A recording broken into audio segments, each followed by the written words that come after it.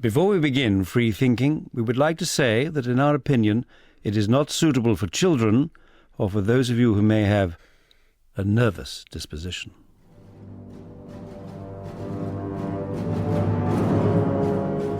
After the warning, the word. And the word is Quatermass, a name passed on to me by my dad, like a ghost story. A word that meant menace, but one located in a black and white British past you couldn't quite get back to, but which still haunted the present.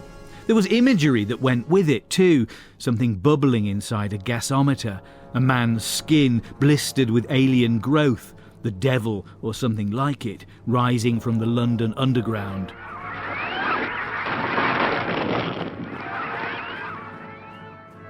In the summer of the coronation, the television writer Nigel Kneale introduced viewers to Professor Bernard Quatermass, the incorruptible head of the British rocket group, and in that moment, television discovered its uncanny properties. In the following decades, Kneale would adapt his 3 monochrome Quatermass serials into films for Hammer, and then produce a 4th colour TV series set in a crumbling and violent near-future Britain. But his work would also create a mode, a vibe, which thrummed through subsequent science fiction and can still be experienced on the last tube home or standing by a chain-link fence in some nondescript stretch of England. The people we've gathered here have felt it. I think they're feeling it now. Una McCormack is an academic and New York Times best-selling science fiction novelist who majors in Star Trek and Blake 7. Mark Gatiss remade the original Quatermass series as a live TV production for BBC 4. He also co-created Sherlock and the imminent Dracula with Stephen Moffat, who is here too, and who used to run a show called Doctor Who. Stephen, Nigel Kneale had an interesting relationship with Doctor Who, didn't he? Which we might explore. Yes, he was wrong about Doctor Who. I think that was his relationship with it. He was in error and thought it wasn't very good. We shall maybe consider that in a right bit. about everything else. Just that one thing. The historian Claire Langhamer is going to help us put everything into context, and I'm delighted to say that in our Rome studio we have Matthew Kneale, the novelist offspring of Nigel Kneale and the great children's author Judith Kerr. So, Quatermass, most of us are too young to have experienced the Quatermass effect firsthand. So, how did it enter your lives, Mark? I'm pretty sure it was the screening of the film Quatermass of the Pit when I was in the 3rd year of junior school. I have a very distinct memory of everyone coming back the morning after and it being the talk of the playground in traditional style. What did it do to you? In a similar way to you, it was a sort of parental "oh" and a sort of warning, but because I was allowed to watch any old nonsense on the telly, I was allowed to stay up and watch it. Una? Almost exactly the same. So it would be the John Mills Quatermass from 78, 79, yeah. Yes. When I must have been 7, and I do not know how or why I was allowed to. And on ITV as well, good heavens. Yeah. So, and that's the shockingly dark turn that the Quatermass story takes at the end. It is indeed, in slightly slow motion, but terrifying nonetheless. What about you, Stephen? The word carries such It was power. the word. It was the word long before it was the movie. Because I was obviously devotedly watching Doctor Who, and my father told me, as father tend to tell their sons, of course, Doctor Who's rubbish compared to Quatermass, which is the real thing. And he endlessly went on about Quatermass, and I tried to imagine what it was like. I just imagined it was exactly like Doctor Who. Matthew Kneale, you were born in 1960, so you would have been 7 when the Hammer film of Quatermass and the Pit was made, I think. Were you allowed to watch it? No. We weren't allowed to watch anything. We weren't allowed to watch Doctor Who, but that may have been partly for sort of political reasons. But probably my earliest memory of Quatermass was that we had a Martian in my dad's study at the top of the house, which I always felt slightly sorry for because its legs were all coming off. I did go to the set of the Quatermass and the Pit film. We all went to see that when that was being made. Well, I must have been about 6 or so. I remember that very clearly. I'm turning as green as a marsh. I had no idea. What did you see? It was in the tube station. It was the set of the Martian vehicle, and I don't know exactly which moment it was, but could have been where the character is very scared. There was some shouting and fear going on, so it could have been that moment where the driller gets a kind of terrible scare. Well, before we begin to describe these stories in any more detail, I think we've generated something of the atmosphere of them. But could we say something about why they grip the nation? Claire, I wonder if it would help to think ourselves back into a mid-1950s British living room in an age when you had to wait for the TV to warm up.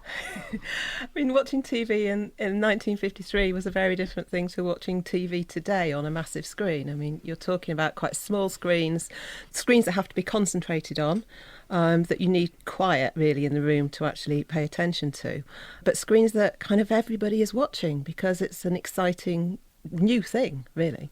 There's a whole set of stories, aren't there, about the impact that these serials had on the public, closing business early in order to get back home. What's your sense of the impact of it? I mean, again, that's the parental law, isn't it?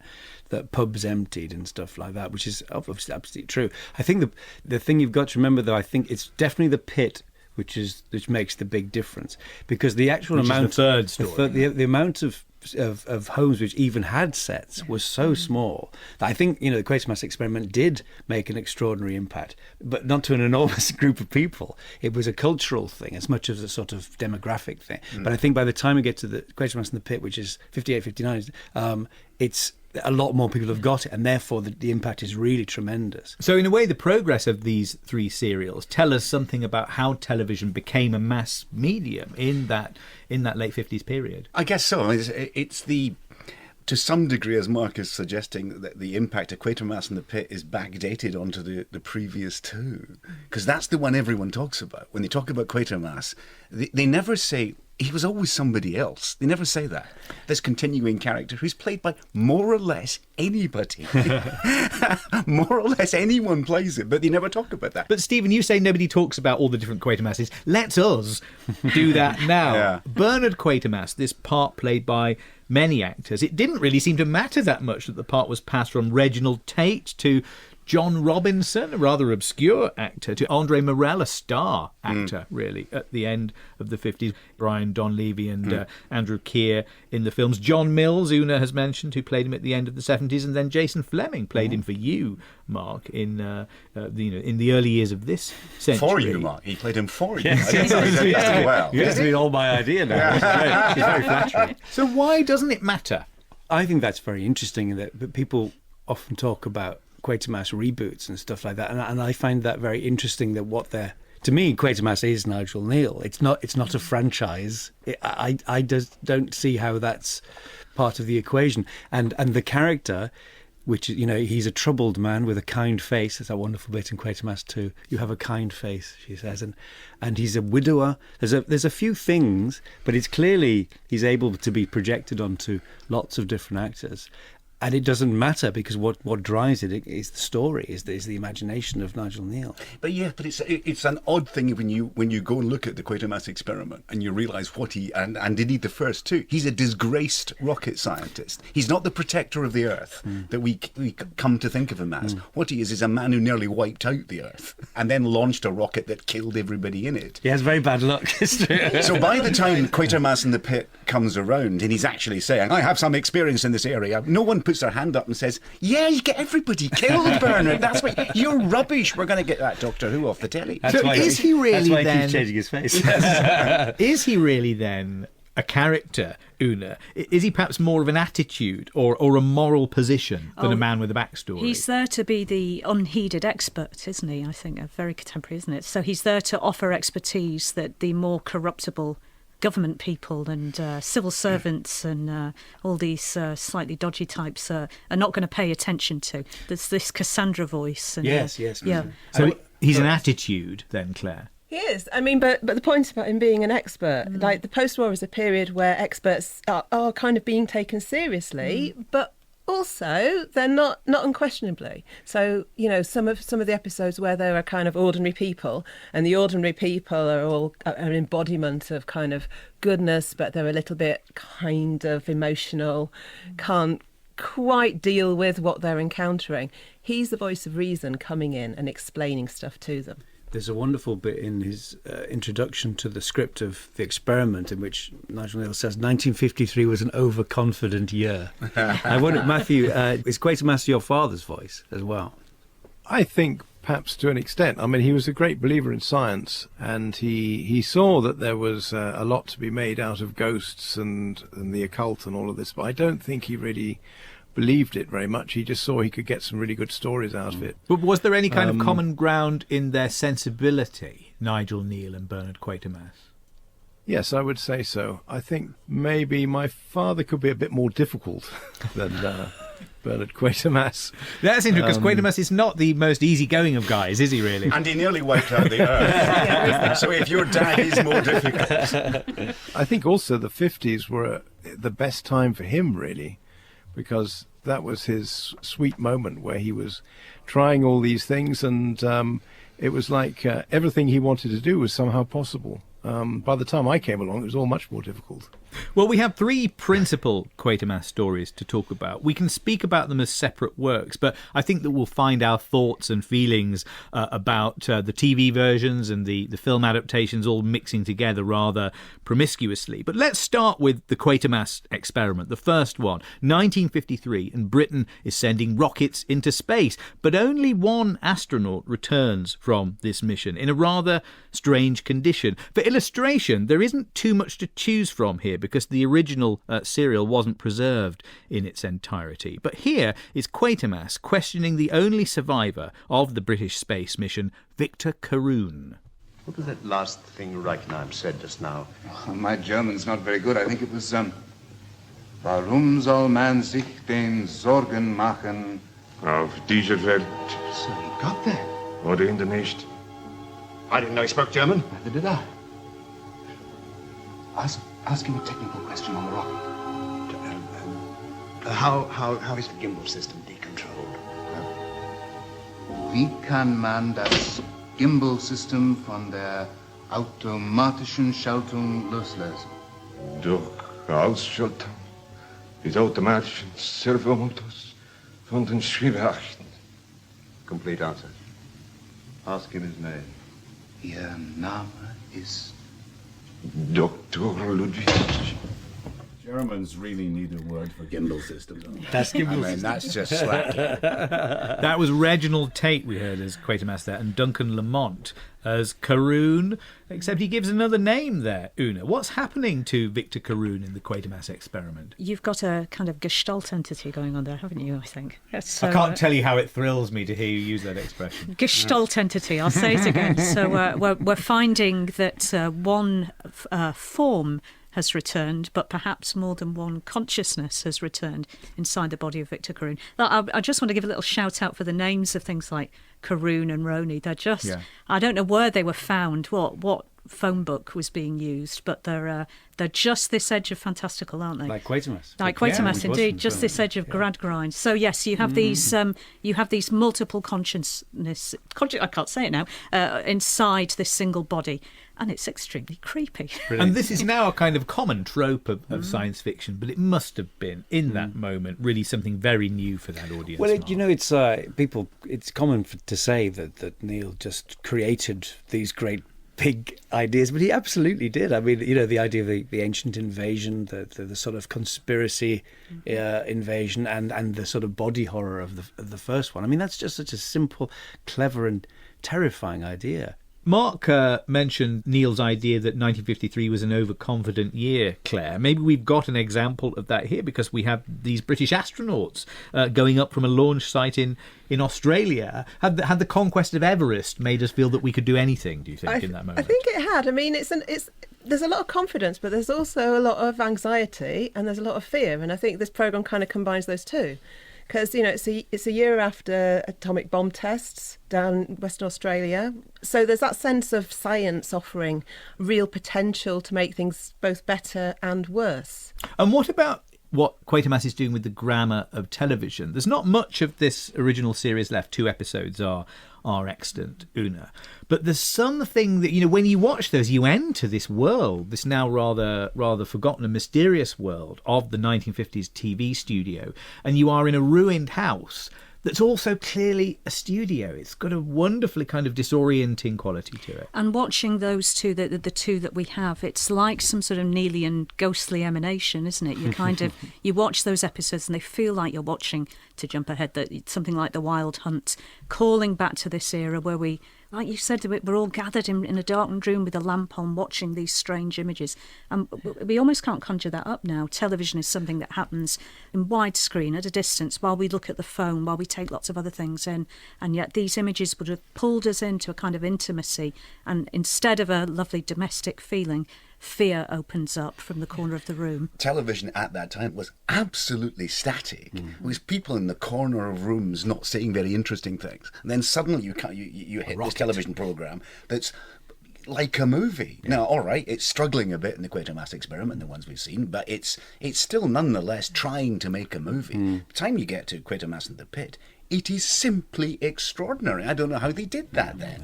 The special effects in the BBC version are better than in the movie version. 10 years later. Some of it's shot on 35mm. Yeah. It's absolutely stunning. So imagine sitting through all those television programmes with your posh people sitting in the corner, not saying very much, like the old versions of Sherlock Holmes we sometimes looked at. You just think, that's nothing. Then suddenly you get a movie. You get a movie with a monster and a rocket. Like television. We got loads of shows like that now. They had one. Yeah. So, Claire, what does Quatermass do to the grammar of television drama? In terms of the period, what the three different manifestations of Quatermass do is chart the rise of TV, which is really, really lovely, because by the end of the 50s, TV is fairly ubiquitous. Doesn't mean everybody's got one, but compared to the beginning, it's an extraordinary rise. Explosion.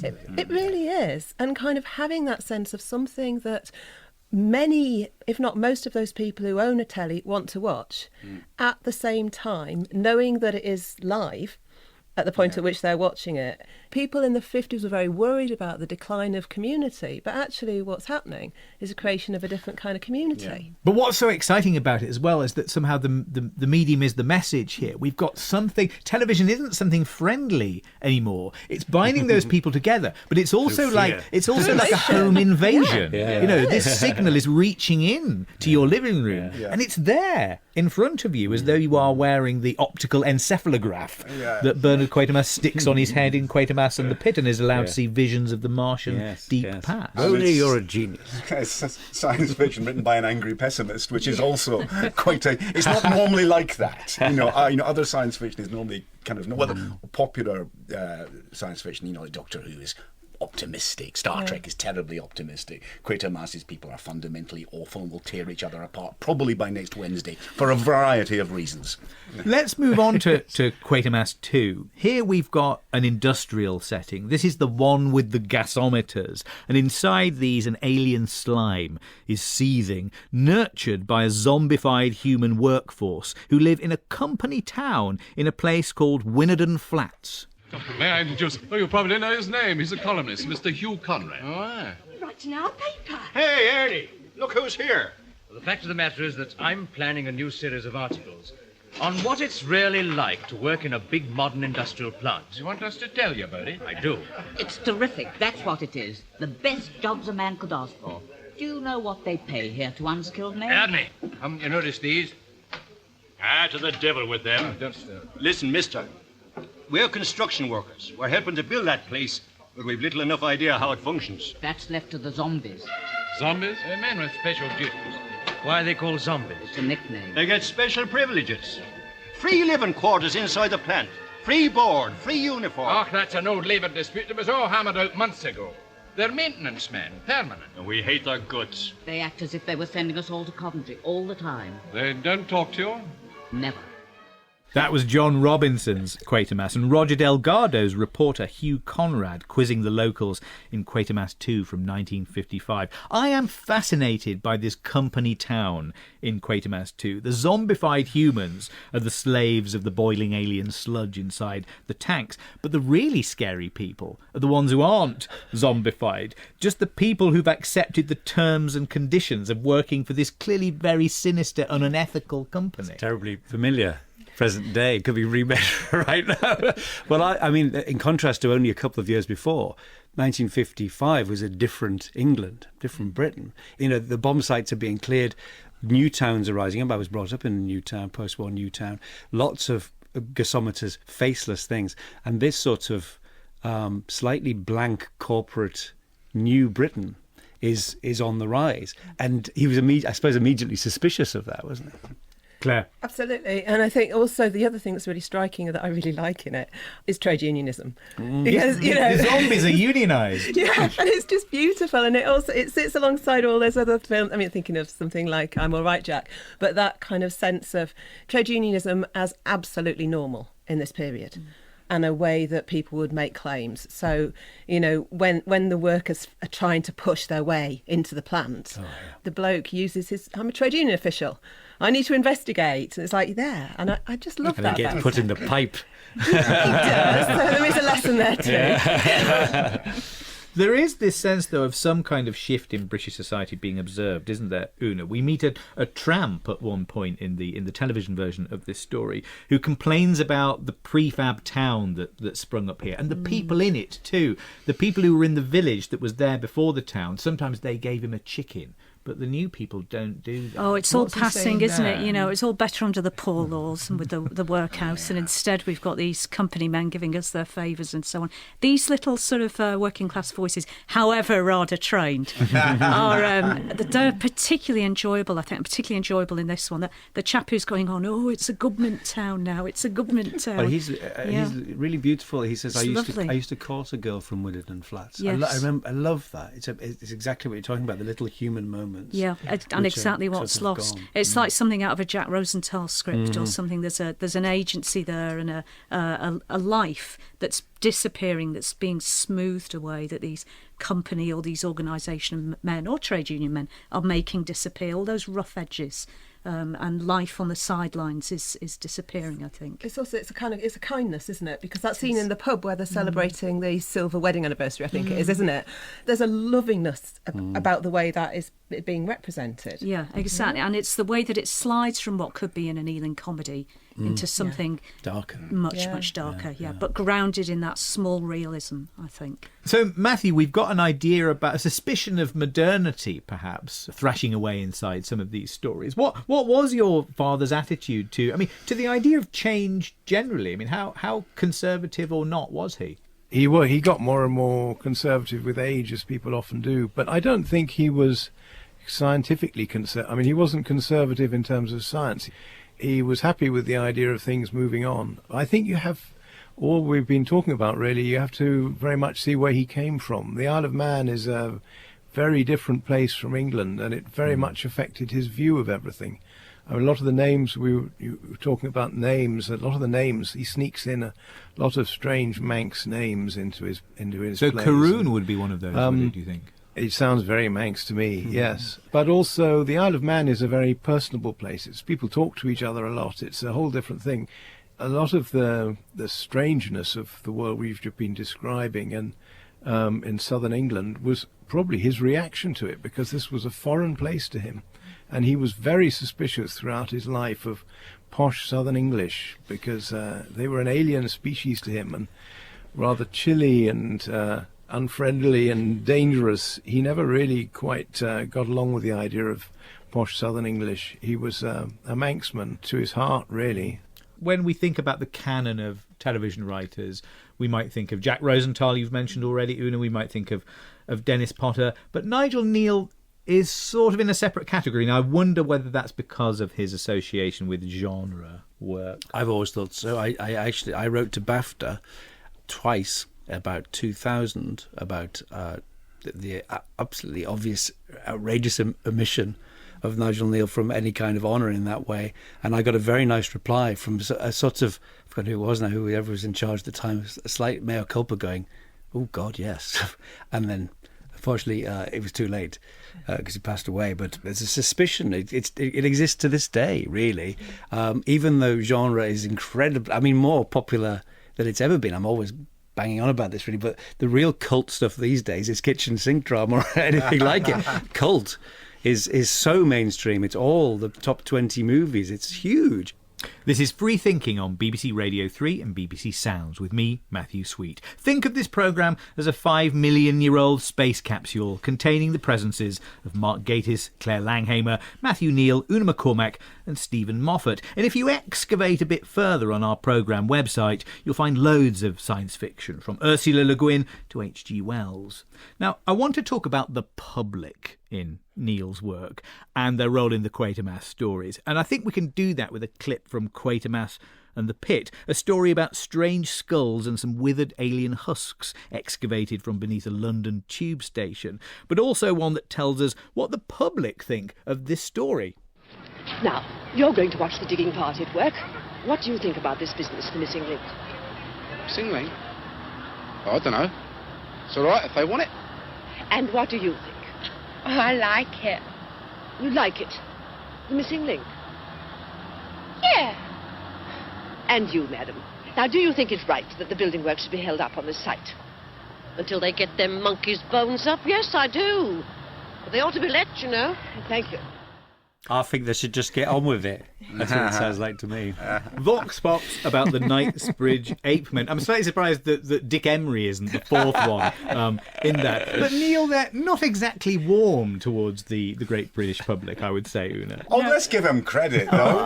We've got a story in which everyone is riveted by a building site that's got some old bones in it. It's on the news, it's headlines. Is it really? So this is a portrait, then, of a society much more engaged with archaeology and paleontology. I think Quatermass and the Pit must have taken place during a very slow news week. Sorry, I interrupted you. It is the case, isn't it, that interest in archaeology does actually rise as a result of this? But there's also, as a result of Quatermass and the Pit. Yeah. But Una, what about these people? What about Kneale's portrait of the British? Oh, well, I like it. I think it's absolutely... She's fantastic, isn't she? You just could take that now.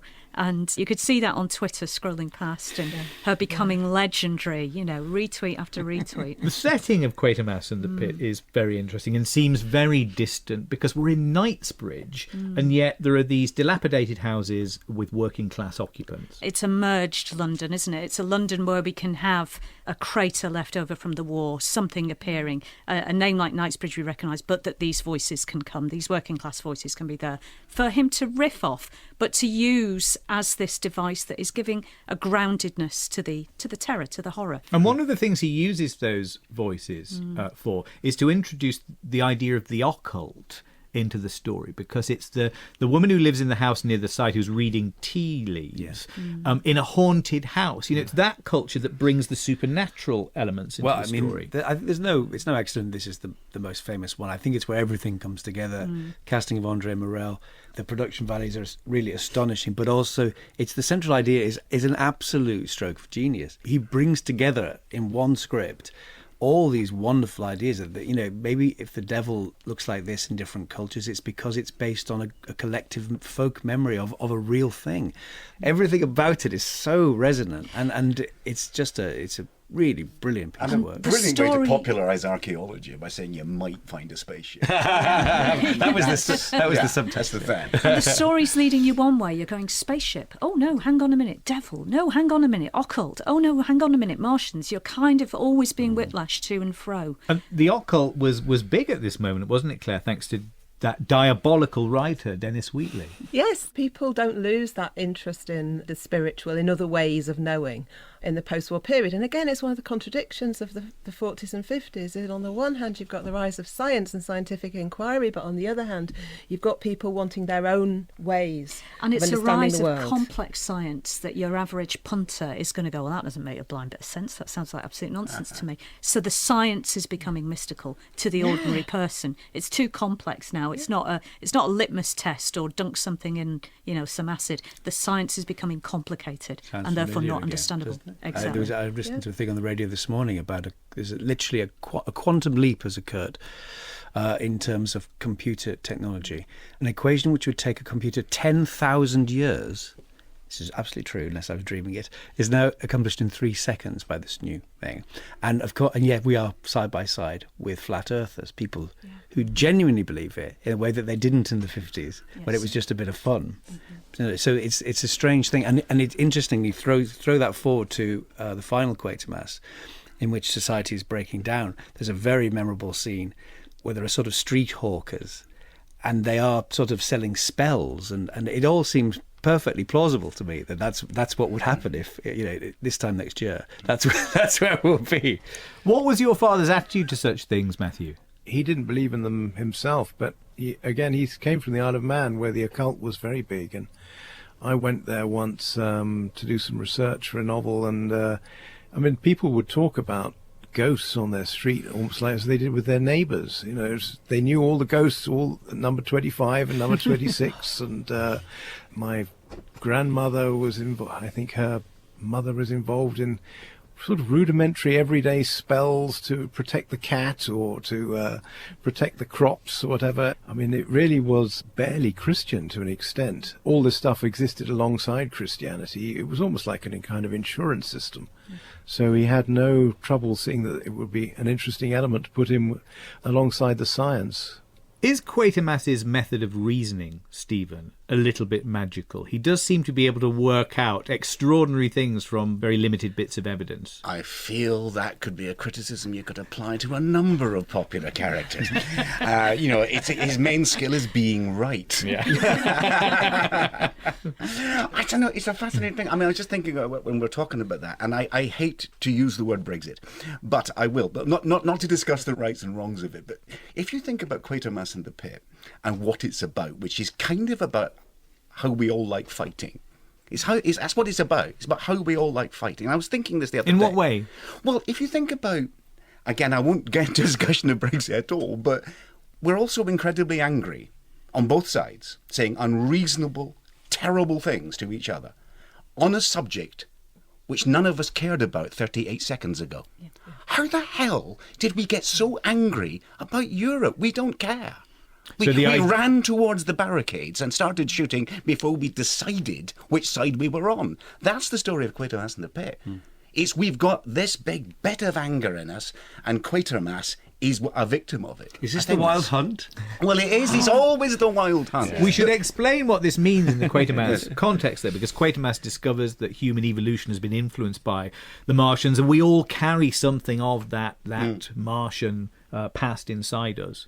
And that violence, that hatred, it's an incredibly pessimistic story in that respect. It's saying we're doomed to be this, and if we just sit around for long enough, it will resurface, and we'll find a reason to hate each other. And it's not real, it's not present, it's not current. It's also a 2-minute hate, isn't it? If you think what Cartier and Kneale are doing just before this, they're doing 1984, aren't they? They adapt Orwell's book for television, yes. Yes, and you've got the 2-minute hate there, haven't you? So it's something that, it's keeping people on a low simmer.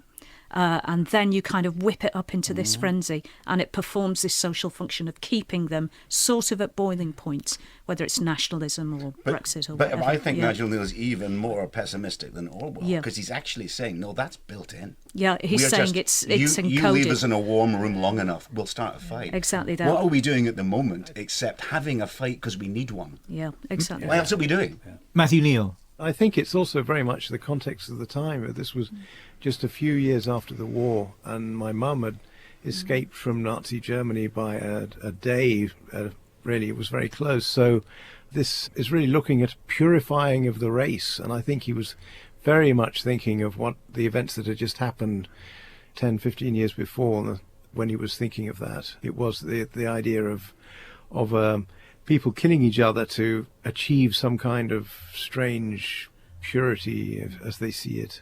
I wonder whether he's also drawing a line between that and, in a way, the kind of environment we see in Quatermass 2 has some, we're there inside the camp almost, aren't we there? But he's also drawing a line into the future, because, Una, the world of Quatermass and the Pit is one in which we're told that Britain will have military bases on the moon and possibly on Mars by the middle of the 60s. And they're there simply in order to retaliate on anybody who shoots a nuclear missile in our direction. Well, we're promised many things, aren't we, in our future, but none of them seem to materialise. But it does seem that the exploration of space is driven militaristically. We don't say, well, we're just going to put a spaceship out there and have a good nose around. It doesn't appear in science fiction. And when it does appear in science fiction, it feels radical, that there's an assumption that the bases will be militarised, that it'll be led by the army. The squabbles will be between whether the army controls controls or the Navy controls or the Air Force controls and a scientist. Pitt opens with this tension, doesn't it? You have him trying to prevent the He's army just been from co-opted. taking... His group has just been exactly co-opted by the military. That the exploratory function of it is being taken over. And I guess you're seeing this in exploration of Antarctica right now and carrying on into space. Given the way Quatermass was running that organisation. That's true. I thought they had every reason to send Breen in. At the end of the 1970s, Quatermass returned, and this time he was the inhabitant of a near-future Britain that seemed related to some of the other dystopias that Kneale had been dealing with. 1984, for instance, he'd adapted that for television. He'd written his TV play The Year of the Sex Olympics, set in a world where the masses were subdued by pornographic images. All that seems to feed into the world of the John Mills version of Quatermass. Mark. Yes, when I met Nigel Kneale, a great day for me, sadly only once, but I bombarded him with every question I ever had. One of them was, the fourth Quatermass was originally written as a possible replacement around Doctor Who's time, about 1970, I think. And I did ask him, if it had happened then, would you have tried to get Andre Morel to come back and finally break the curse? And he said, well, yes, he was wonderful, but obviously the BBC rejected it. But it's very interesting. The BBC was considering bringing back Quatermass in the early 70s. Yes, and that script was written for that. And it was much criticised when it came out in 79, that the whole thing about these... the planet people, as they called, where the youth was rebelling, was rather dated because it appeared to be sort of hippie cults. What it actually looks like now is rather prescient, because they sort of look like Extinction Rebellion and also a sort of slight Trustafarian version of hippiness. So again, as always, Nigel Kneale was looking around corners and could see things that we couldn't. But I think it's a fascinating piece of work because in terms of popular culture, just like Quatermass 2 being the BBC's weapon against ITV, the fourth Quatermass was used as the first thing after the ITV strike. This will get them back. We can still rely on Quatermass. And yet the piece itself is incredibly bleak. It's a 70s world of oil shortages, energy crisis, and in that very memorable opening monologue, said, society seemed to sicken and civilized institutions fell, and men ask themselves, why should this be? But then the fundamental thing is back to a human point. Quatermass goes on this programme in order to publicise the fact that his granddaughter has disappeared. And so it's the same Kneale tension again, I think. It's that glorious thing, too, that Nigel Kneale is clearly against the military and against authority, but he is simultaneously against any form of rebellion or peace protest. He's against the hippies and the soldiers, which as I get older, I think is the morally correct position. It is roughly the position that Orwell takes in The Road to Wigan Pier, isn't it? I'm a big supporter of socialism, except I really hate it.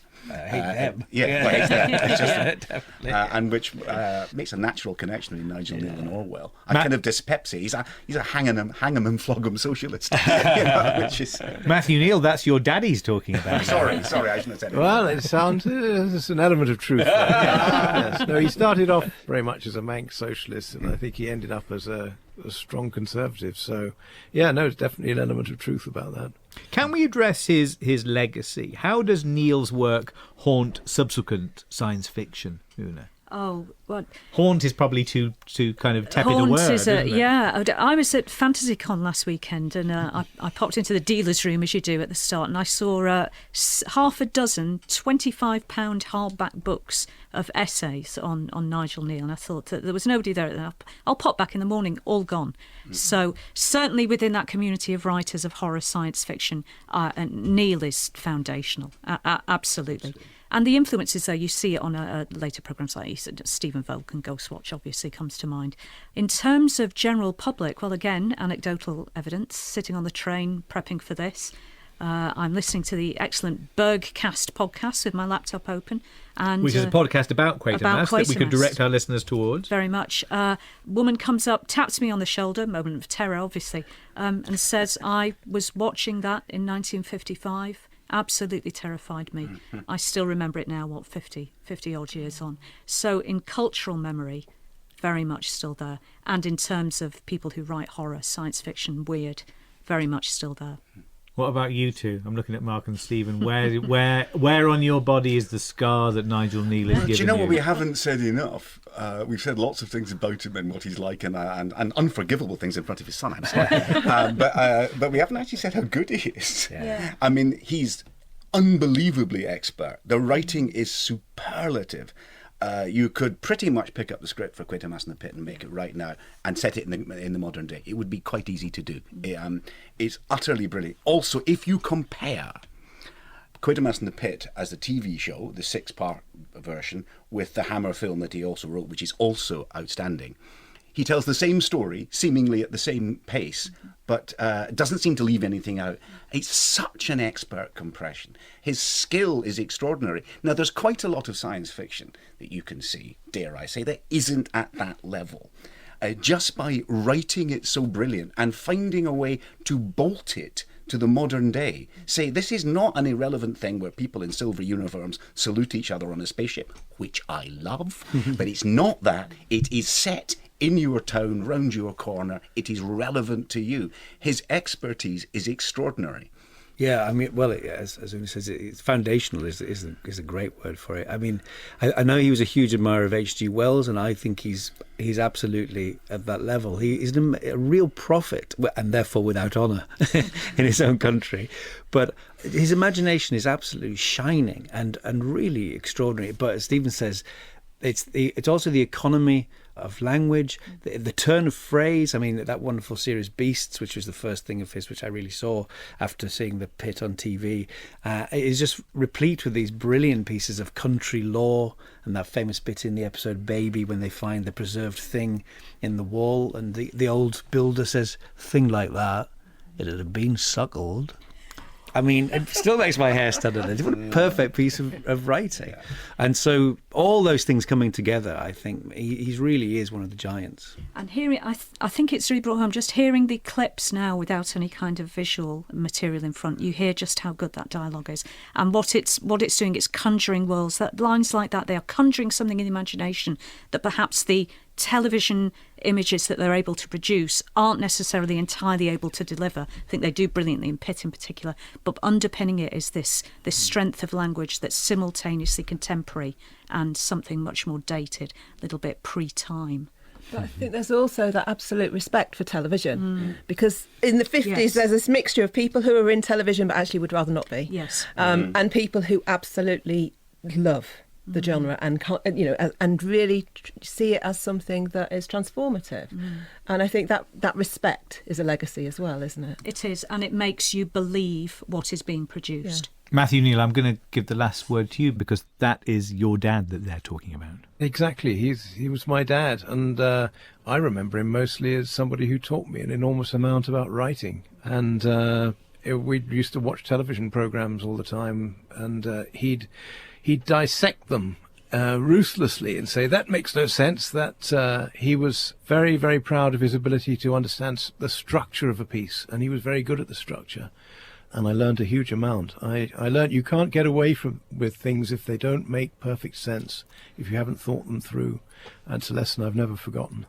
Thank you all so much. I feel that this conversation is what those Martians in our blood would have wanted 5 million years, culminating in this conversation with Mark Gatiss, Matthew Kneale, Claire Langhamer, Una McCormack and Stephen Moffat. And I think that this is our producer, Torquil MacLeod, coming to say how interesting it all is. What is that shape at the glass over there, Mark? No, it can't be. It was a kind of figure. It went through the wall.